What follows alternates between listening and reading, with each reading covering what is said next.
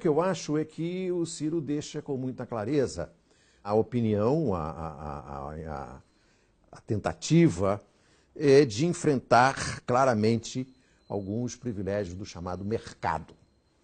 Ele vai rever a PEC chamada da morte, que reserva dinheiro para pagar os juros, mas não reserva para saúde e educação.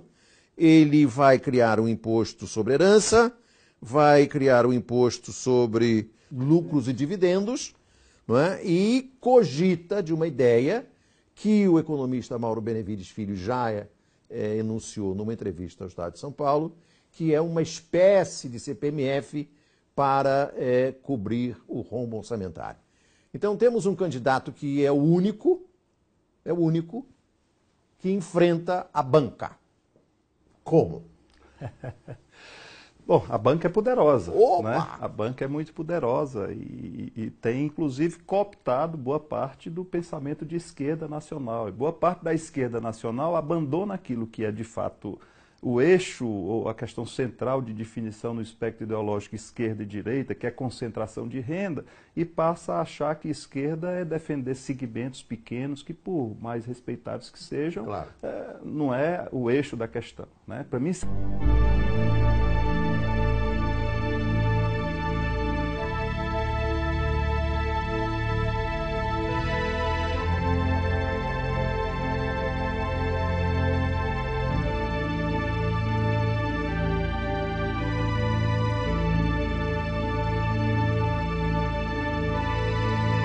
Os governos pós-2002, apesar de serem capitaneados pelo PT, que sempre foi um partido crítico ao Plano Real, pelo menos até 2002, por uma concepção de governabilidade, esse partido mudou a sua concepção. Do seu ponto de vista macroeconômico, ele deu sequência ao que vinha sendo feito desde os anos 90. Boa parte da chamada credibilidade do governo Lula se deu justamente por esta surpresa para os banqueiros e financistas internacionais. O partido que sempre sustentou a denúncia de todas as consequências nefastas do modelo liberal no Brasil, simplesmente capitulou quando chegou no governo federal. Não ter lidado com essa questão de uma maneira frontal e corajosa, o que indica isso?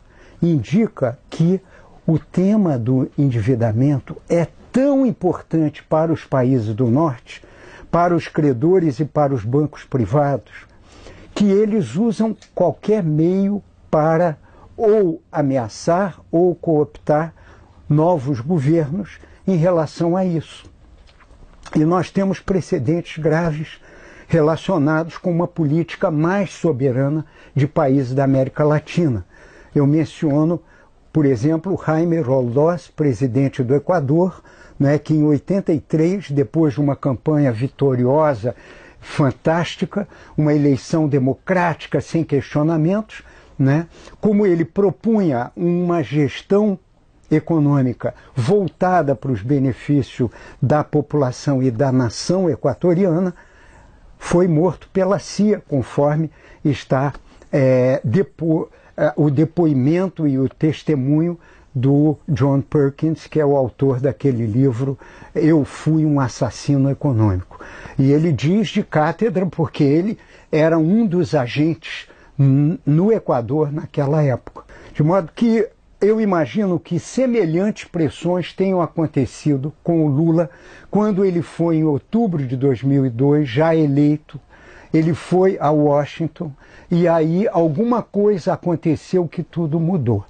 Ele nomeou o Henrique Meirelles presidente do Banco Central, e o Henrique Meirelles era o presidente do Bank Boston, que era um dos credores do governo brasileiro. Portanto, inimaginável a gente ter um presidente de banco transnacional virando gestor do Banco Central, que é a chave, né, do sistema da gestão financeira do governo federal.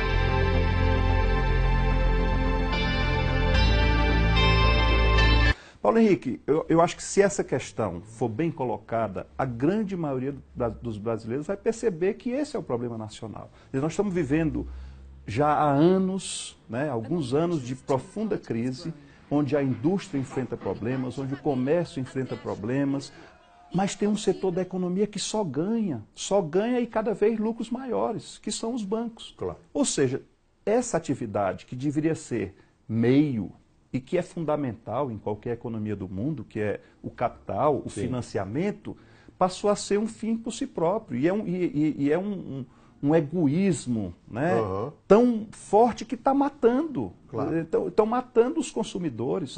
Você cobrar de uma pessoa que usa o cartão de crédito 400% ao ano, cobrar de uma pessoa que usa um cheque especial 200 e tanto por cento ao ano, isso é matar o consumidor. Né? Então é isso que o Ciro está denunciando.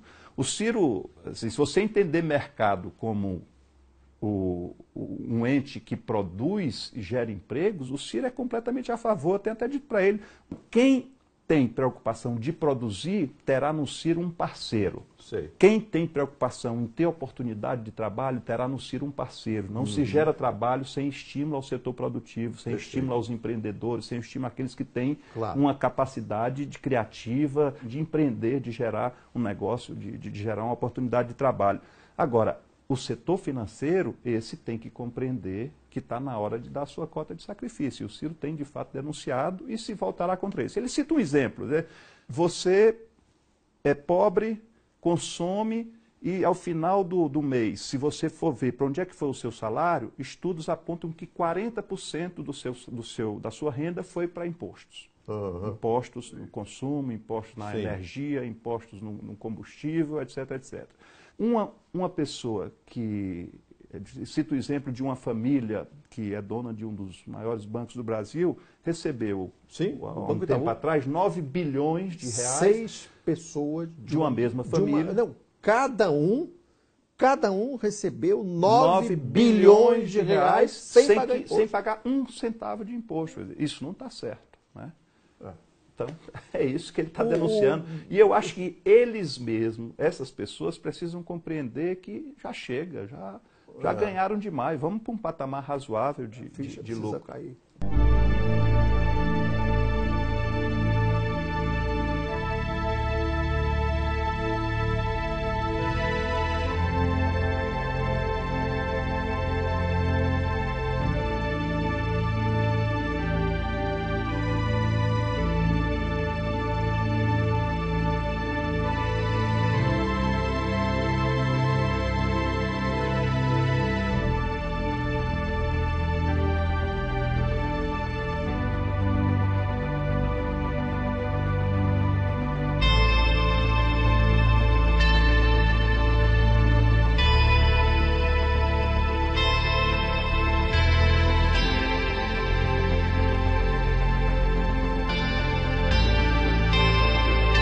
Eu seria um bom presidente da República porque eu sou mais treinado. E isso não é nem tanto vantagem minha, mas o desastre brasileiro contemporâneo. Eu sou mais experiente.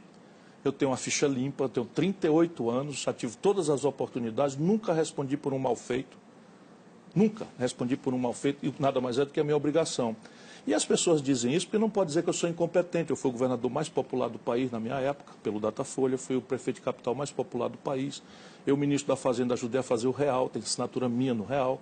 Enfim, quando o PT Você acha que é uma forma de desqualificar o senhor? Evidentemente, vão dizer o quê? Que eu sou incompetente, à luz da minha vida não dá. Que eu sou ladrão, à luz da minha vida não dá.